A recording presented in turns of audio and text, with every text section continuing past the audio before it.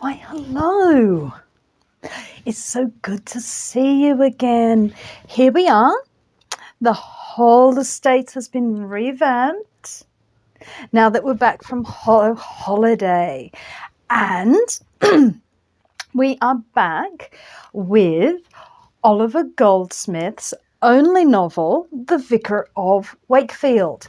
Little novel, that's why we didn't take too long to read it. And so, what did we think? It's supposed to be a satirical novel. Now, it wasn't a bad novel. I'm not going to say it was a bad novel, because after Anne Radcliffe, which we couldn't finish, absolutely, it was quite a jolly little novel. However, I think The Vicar of Wakefield does suffer to a modern reader from the fact that it has been dislocated out of its context. So what Goldsmith was satirizing is less familiar to a contemporary audience. So a lot of that is stuff that we're not going to really be able to talk about, because it's not something that comes across in a modern reading.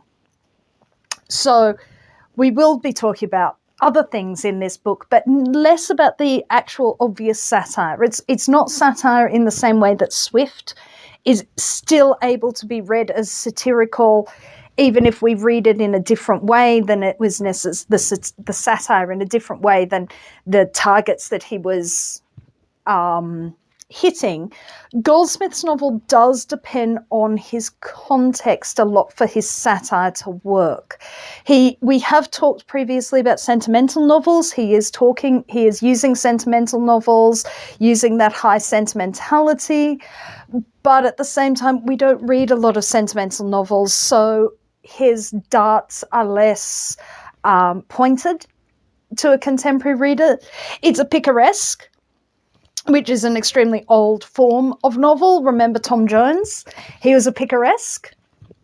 And it's a pastoral.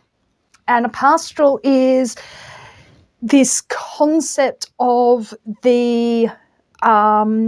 of nature and of the rural communities being a bucolic paradise. And we see this bucolic paradise. We actually see this bucolic paradise in something like Hobbiton in The Lord of the Rings. Hobbiton is a bucolic paradise. Everyone would love Hobbiton. Hobbiton would be lovely. Doesn't exist. Never existed. And this fantasy is what we see in The Vicar of Wakefield, this pastoral fantasy, this idea of happy, contented, healthy peasants, no one is being overworked and blah, blah, blah. That is something that you see in the pastoral. So he's playing with various different forms. He knows very well what he is playing with, but as a contemporary audience, it's a little bit difficult for us to fully engage with it. However, it is a very jolly little novel. The Vicar of Wakefield as Vicar of Wakefield has a wonderful little life. He has his fortune. He gives his income that he has as the Vicar of Wakefield to the poor. He is welcoming to all his friends. He has 6 children, 2 daughters, 4 sons, a loving wife, everything that a man could possibly want. And then on the eve of his eldest son's marriage, he discovers his fortunes are smashed, his investments are smashed, and he is forced, this unworldly man, the vicar, is forced out into the world and to try and gain some form of livelihood, thrust out into a world that he is far too unworldly to understand fully or comprehend. He gets duped numerous times. He is a holy fool. He is a holy fool.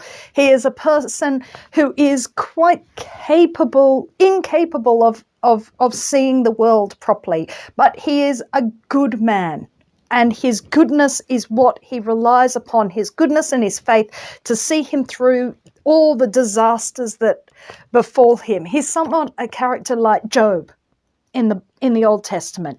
Job, who has everything and is then set to on a wager between God and the devil as to whether or not he will deny God, despite having numerous terrible things happen to him, and he is unwavering, and as a result, he is restored to everything that he thought he had lost.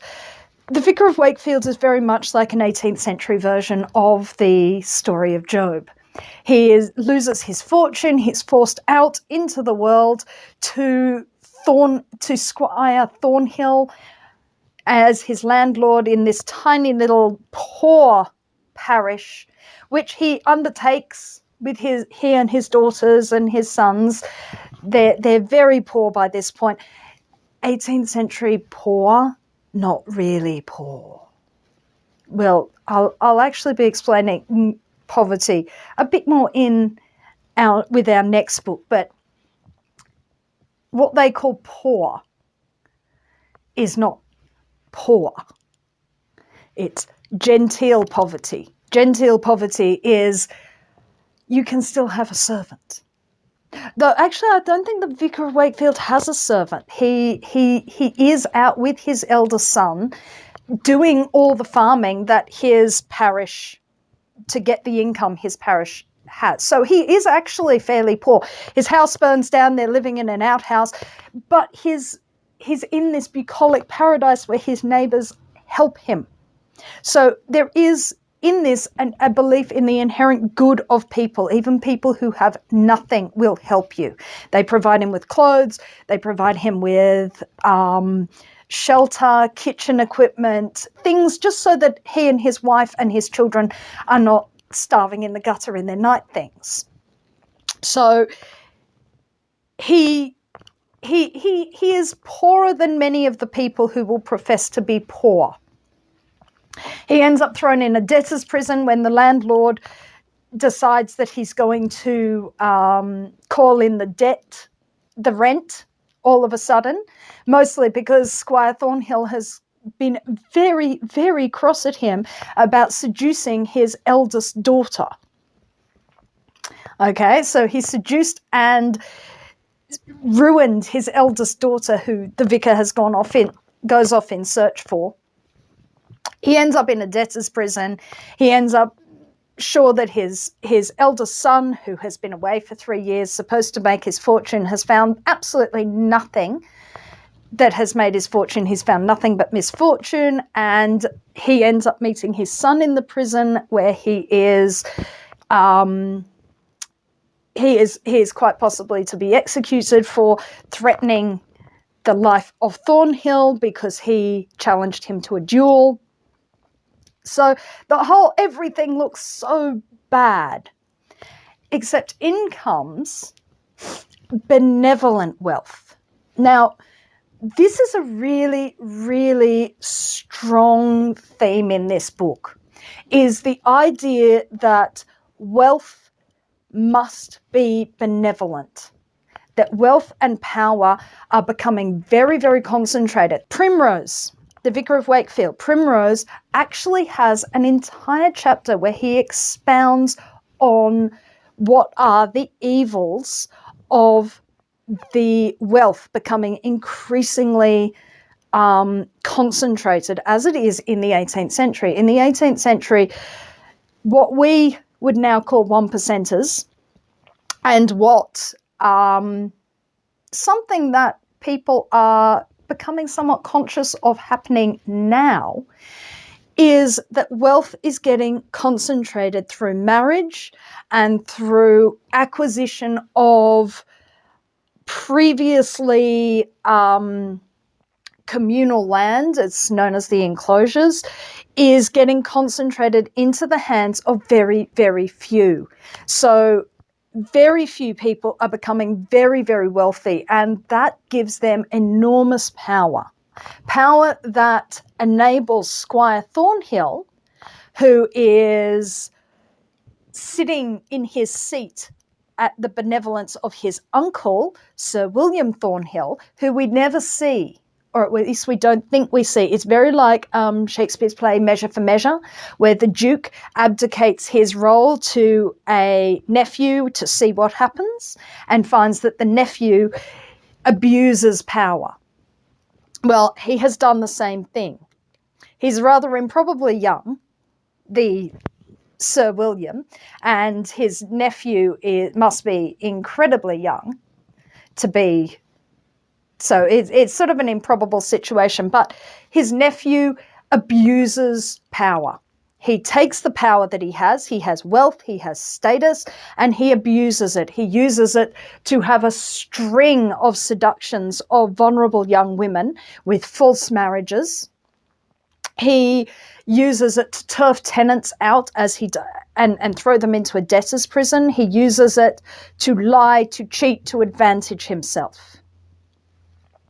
And this is something that Oliver Goldsmith is particularly critical of, and he has that put into the mouth of I want to say Partridge. Partridge is in Tom Jones, of Primrose, who expounds on the fact that this concentration of wealth is bad and it is dangerous when it is that it's bad and dangerous, and that wealth has a responsibility to be benevolent, because when wealth is not benevolent, then it is very corrupt and then it is very dangerous.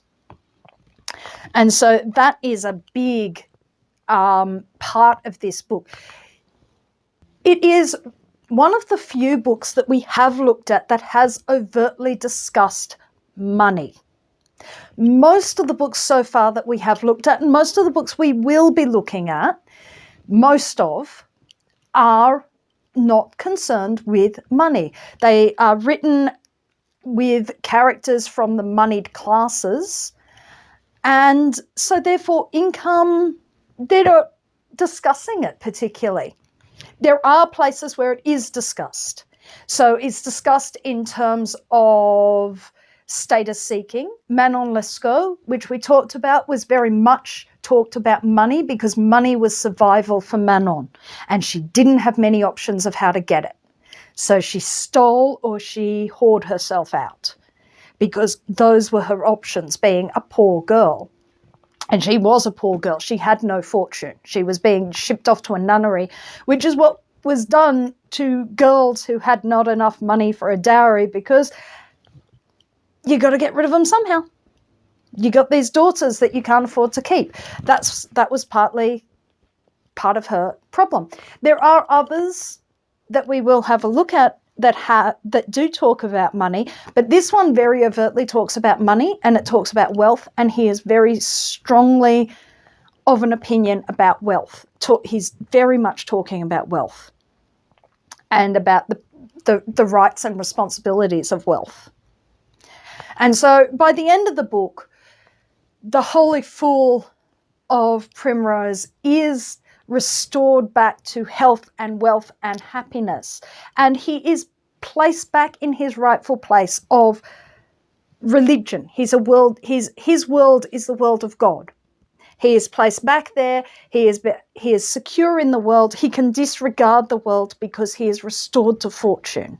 His daughters are both honorably married. His son is married with fortune, and he is back able to disregard the world. An ability to disregard the world is based on having enough money.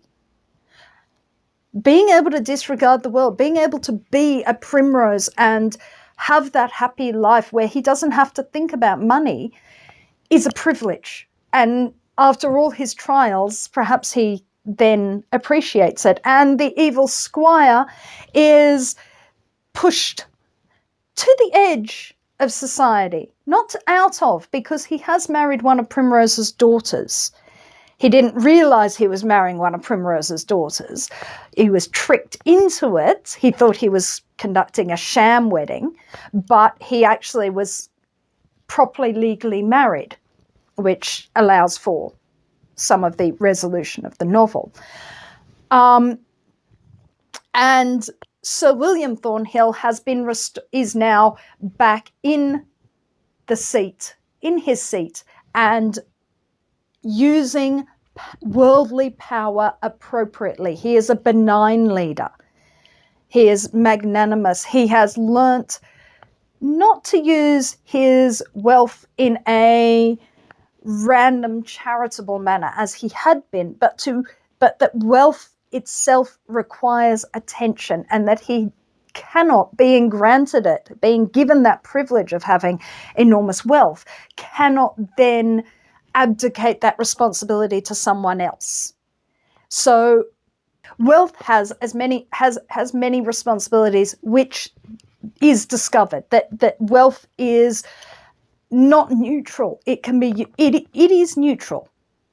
Wealth is neutral, and it is up to the person who has wealth whether they are benign or malignant with it, which is the uncle and nephew, the benign and the malignant.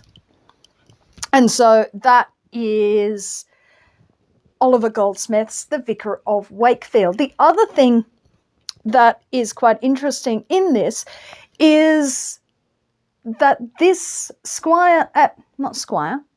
that Primrose and the way he governs his family is also quite interesting. This is the beginning of, just as you have societal liberty, this is the beginning of more familial liberty. Primrose is not the tyrant father. He is not the god of the household of previous periods. You have God, you have the king, you have the father of the household as god of the household who must be obeyed.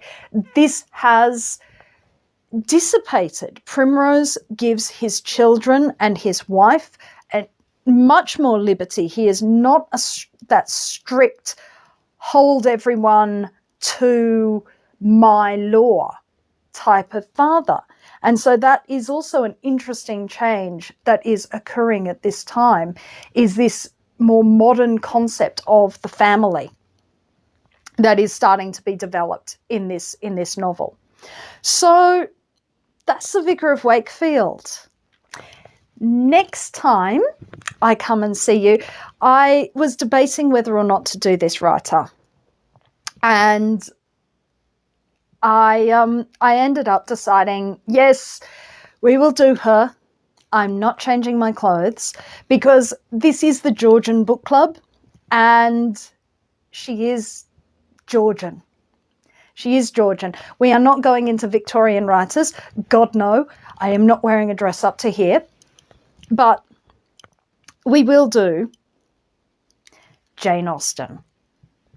I am not wearing a Regency dress. No makeup, and they look like night dresses. But we are going to be doing Jane Austen. I decided that we could not really neglect her. She is Georgian. The Georgian period goes into the 19th century with George IV. She's Regency period. So we're going to do Jane Austen, and we're going to start, because it was written mostly in the 1790s, we're going to read Sense and Sensibility. So I will see you in May with Sense and Sensibility by Jane Austen. Farewell.